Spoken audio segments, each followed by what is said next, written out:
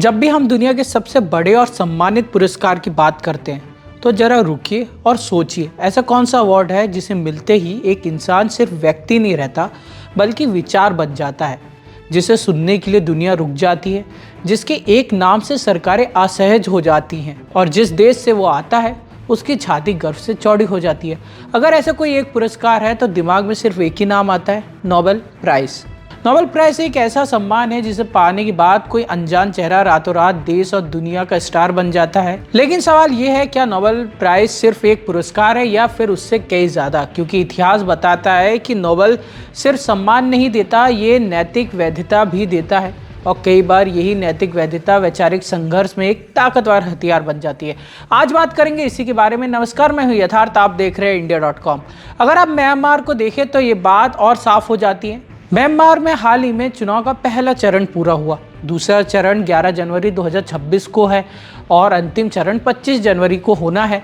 ये वही म्यांमार है जहां फरवरी 2021 में सेना ने सत्ता पर कब्जा कर लिया था। तख्ता पलट के बाद बड़े पैमाने पर विरोध हुए और देश हिंसक गृह युद्ध में फंस गया, जो अब तक चले आ रहा है। लेकिन म्यांमार को अचानक याद करने की वजह सिर्फ चुनाव नहीं है। जब आंग सान सू को नोबेल शांति पुरस्कार दिया गया था, वो सैन्य शासन के खिलाफ लोकतंत्र के वैश्विक प्रतीक के तौर पर उभरे थे। पश्चिमी देशों से उन्हें जबरदस्त नैतिक और राजनीतिक समर्थन भी मिला। नतीजा ये हुआ कि म्यांमार पर अंतर्राष्ट्रीय दबाव बहुत ज़्यादा बढ़ गया।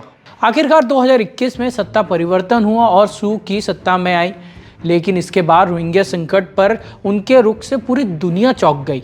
तब सवाल उठा, क्या नोबेल शांति पुरस्कार किसी को नैतिक रूप से परे रख देता है या सिर्फ एक पोजीशन टूल है?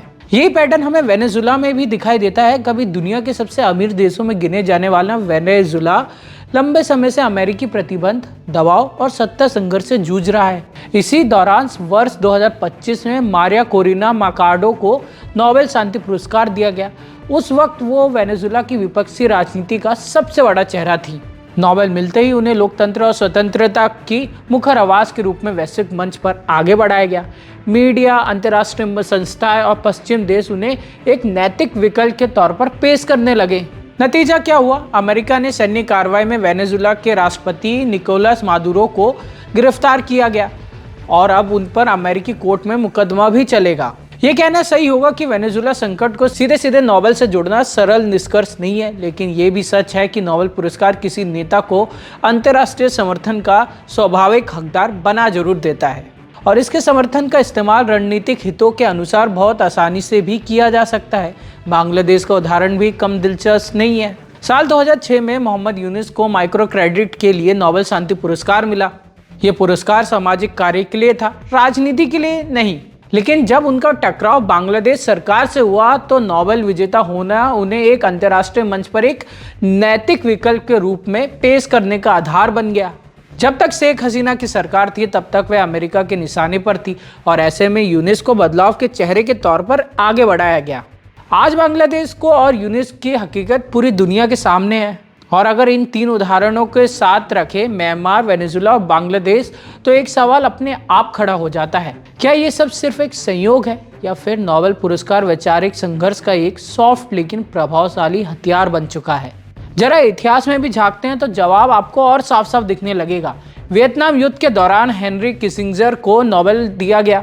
इतना विवाद हुआ कि चयन समिति के सदस्य ने इस्तीफा तक दे दिया। ले डुक थो ने तो पुरस्कार लेने से मना ही कर दिया। बराक ओबामा को राष्ट्रपति बनते ही नोबेल मिला, जबकि जमीनी स्तर पर शांति बेहद ही ज़्यादा दूर थी, जिसको ट्रंप लगातार उठाते हैं।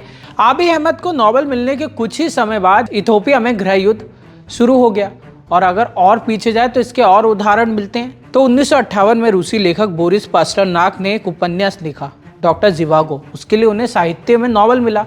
ये उपन्यास सोवियत शासन की आलोचना करता था। सोवियत संघ ने इस किताब को बैन कर दिया और पास्टरनाक को नोबेल ठुकराने पर मजबूर भी कर दिया। ये पहला बड़ा संकट था कि नोबेल साहित्य से निकल के कोल्ड वॉर की राजनीति का हिस्सा बन चुका है। आज भी वही पैटर्न देखा जा सकता है, कभी म्यांमार में तो कभी बांग्लादेश में तो कभी वेनेजुला में। इसलिए नोबेल प्राइज को सिर्फ एक पुरस्कार समझना शायद अधूरी समझ होगी। ये सम्मान भी है, प्रभाव भी है और कई बार एक बहुत ताकतवर विचारधारक औजार भी है। यही नोबेल पीस प्राइज की असली कहानी। ऐसी कहानियों के लिए देखते रहिए India.com।